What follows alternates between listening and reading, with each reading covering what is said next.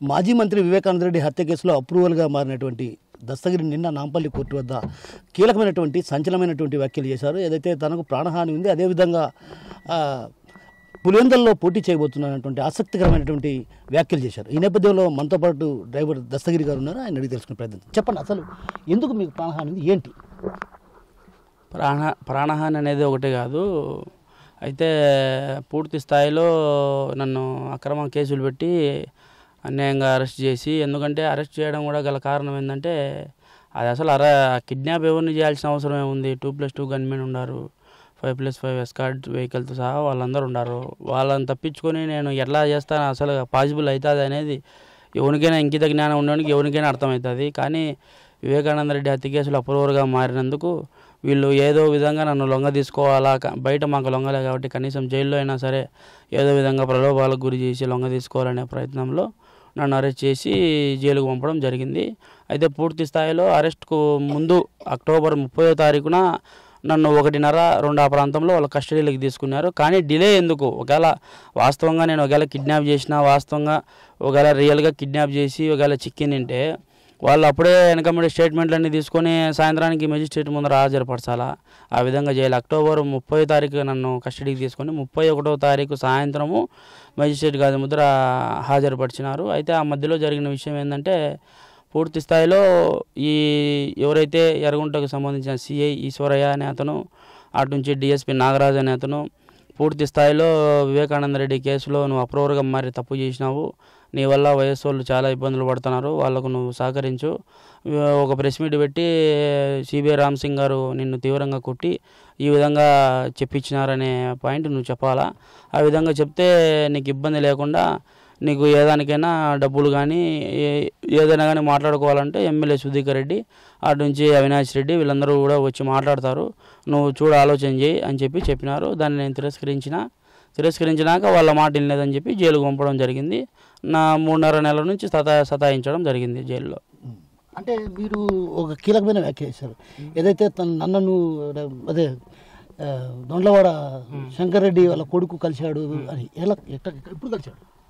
దొండ్లవాడ శంకర్ రెడ్డి నేను జైలుకి వెళ్ళిన తర్వాత ఒక 20 రోజులకు నెల తర్వాత, అంటే డిసెంబర్ నెలలో అక్టోబర్ నేను 31కి జైలుకి వెళ్ళడం జరిగింది.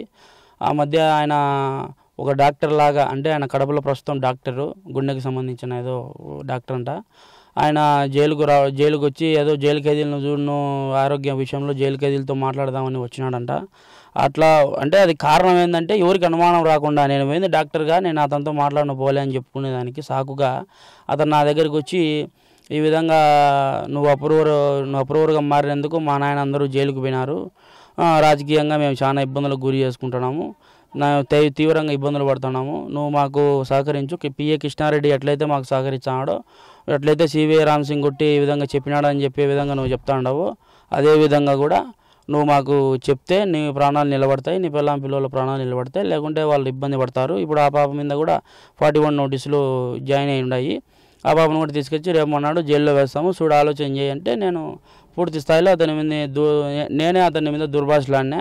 అయితే పూర్తి స్థాయిలో అతను తిట్టడం జరిగింది. నేను తిట్టిన తర్వాత ఇంకా గలాట ఏమన్నా పడతారో ఎట్లా కొట్టుకుంటానేమో అని అక్కడ ఉండే వార్డెన్లు వీళ్ళంతా అతన్ని పిలుచుకొని పోవడం జరిగింది.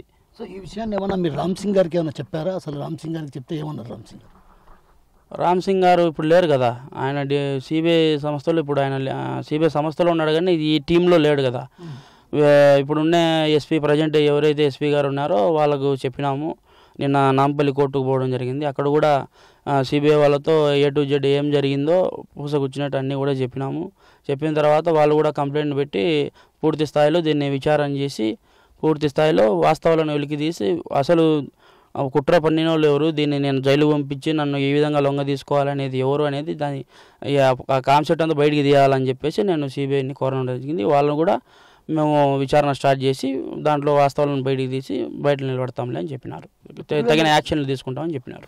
పులివెందుల బరి నుంచి ఉంటారంటున్నారు. ఎలా పులివెందుల బరి నుంచి అంటే ఇప్పుడు ఏ రాజకీయాన్ని అయితే జగన్మోహన్ రెడ్డి అడ్డం పెట్టుకొని నన్ను అప్రూవర్గా మారినందుకు నన్ను నా భార్య పిల్లలను రోడ్డున తిరిగేటట్టు చేసినాడో, నన్ను అక్రమంగా కేసులు పెట్టి ఏ రాజకీయాన్ని అయితే అడ్డం పెట్టుకొని అక్రమంగా కేసులు కట్టించి నన్ను దారుణంగా ఇబ్బందులకు గురి చేస్తున్నాడో అదే రాజకీయంలోకి దిగుతా, నా రాజకీయం ఏందో నేను కూడా చూపించాలనే ఫిక్స్ అయ్యి పులివెందుల నుంచి జగన్మోహన్ రెడ్డి మీద అయినా సరే పోటీకి సిద్ధంగా ఉన్నా అని చెప్పడం జరిగింది. అంటే ఏ పార్టీ తరఫున లేదంటే ఇండిపెండెంట్గా పోటీ చేస్తారు?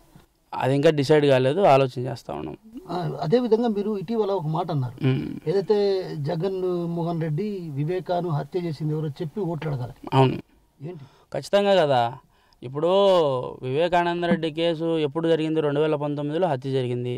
హత్య జరిగిన తర్వాత ఎవరైతే జగన్మోహన్ రెడ్డి ఉన్నాడో, జగన్మోహన్ రెడ్డి నాకు సిబిఐ కావాలా, నాకు పూర్తి స్థాయిలో నాకు మా చిన్నాయన్ను చంపిన వాళ్ళందరినీ బయటికి తీయాలని ఒకప్పుడు సిబిఐని కోరిన వ్యక్తి ఎప్పుడైతే ఎలక్షన్ గెలిచిన తర్వాత ఆ సిబిఐ వద్దు, నాకు సిబిఐ సంస్థ వద్దు, ఏమొద్దు అని చెప్పి వెనక్కి తీసుకోవడం జరిగింది. ఆ పిటిషన్ కూడా క్యాన్సిల్ చేసుకోవడం జరిగింది.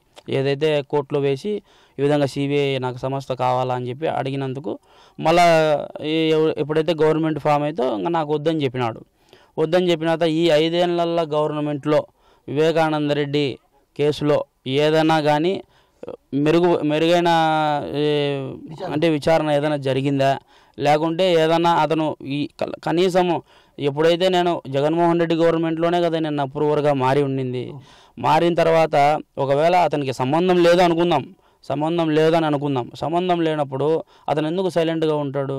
ఏ విషయమై సైలెంట్గా ఉంటాడు అంటే అప్పుడే ప్రెస్ మీట్ వాళ్ళు వెనక మీడే పెట్టచ్చు, పెట్టి దస్తగిరి చెప్పేటన్ని అబద్ధాలు, ఈ విధంగా మేము కూడా కోర్టుకు పోతాం, మేము కూడా ఇంకో సిబిఐ సంస్థను కొడతాం, లేకుంటే సిఐడి సంస్థను కొడతాం, మాకు ఖచ్చితంగా దీని మీద విచారణ జరపాలా, అది ఏం జరిగిందో అని వాళ్ళు ఎందుకు ఫైట్ చేయలే అంటే వాస్తవంగా వాళ్ళు చేయించినారు, వాళ్ళే అంతా ఉన్నారు కాబట్టి వాళ్ళు దీని మీద యాక్షన్ తీసుకోకుండా ఉండారు.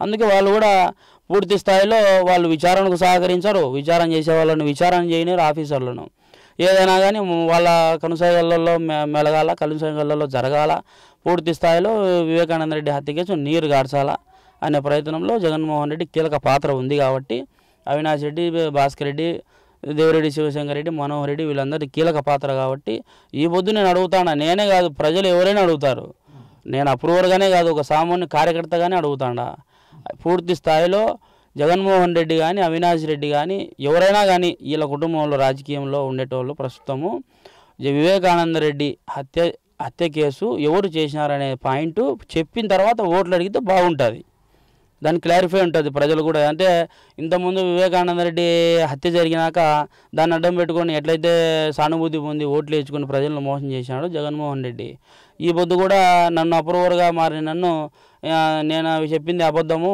నాకు ఎటువంటి సంబంధం లేదు, సిబిఐ రామసింగ్ గారు నన్ను కొట్టింటే నేను చెప్పిన అనే మాట చెప్తే అప్పుడు వాళ్ళు నాకు 20 కోట్ల నుంచి 80 కోట్ల వరకు ఇచ్చే అవకాశం ఉంది. ప్రస్తుతానికి 20 కోట్లు అడ్వాన్స్ కింద పెట్టుకొని చెప్పడం కూడా జరిగింది. నేనైతే దానికి తిరస్కరించిన, తలకాయ ఉంచే పరిస్థితి లేదు, ఎవరిని మాట వినే పరిస్థితి లేదు, అప్రూవర్గా ఇట్లే కొనసాగే పరిస్థితి ఉంటుంది కానీ ఎవరికి భయపడే పరిస్థితి అయితే ఉండదు.